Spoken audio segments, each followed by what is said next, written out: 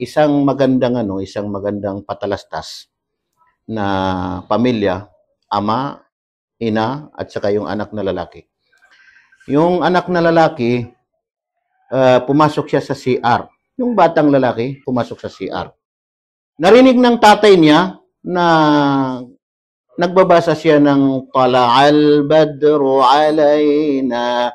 Yung parang awit dati na sabihin natin na yan ay asar, walay salaha asal. Awit daw sa pagdating ni propeta papuntang Madina, pero wala ring source talaga na talagang sigurado na naisalaysay. Pero ibig sabihin, awit yun sa Arabic, yung kasida. Tala'al badru alayna. Ibig sabihin, lumitaw sa amin ng buwan. Yung pagdating ni propeta Muhammad sallallahu alaihi wasallam. Narinig ng tatay. Kaya talagang inano niya talaga yung anak niya, pinalo niya, umiyak yung bata. Ngayon, nakita ng nanay, sabi niya, bakit ka umiyak? Sabi, pinalo ko, diba? Bakit mo pinalo yung bata? Sabi ng tatay niya, kasi nasa loob ng CR, nagbabasa ng Quran. Nasa loob, sabi niya ng CR, nagbabasa ng Quran. Sabi ng nanay, ano ka ba? Hindi yung Quran. Yun ay awit yun na Arabic na awit. Awit yun, sabi niya, parang tula. Na ngayon, nung masabi ng nanay na yun sa tatay ng bata, umiyak naman yung tatay. Umiyak. Sabi naman ng nanay, bakit ka umiyak? Sabi niya, 30 years.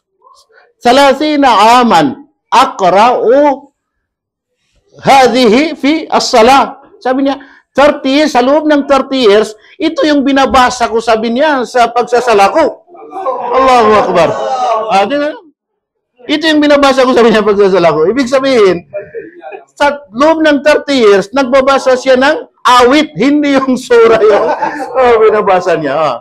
So, pagpapasokan naman natin ito ng batas, anong hatol naman niya sa sala niya ng within 30 years na, di ba?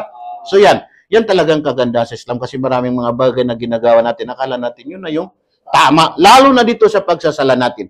Sigurado, pag isa-isahin natin, ang dami-daming mali sa mga pagsasagawa natin ng sala. Kaya sinabi ng Allah sa banal na Quran, Qul hal yastawi alladhina ya'lamuna walladhina la ya'lamun.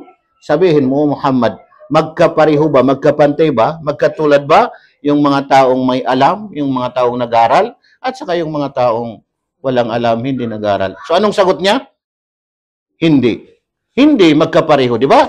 So, anong dapat natin gawin? Hindi na tayo mag-aral o mag-aral tayo? Mag-aral tayo.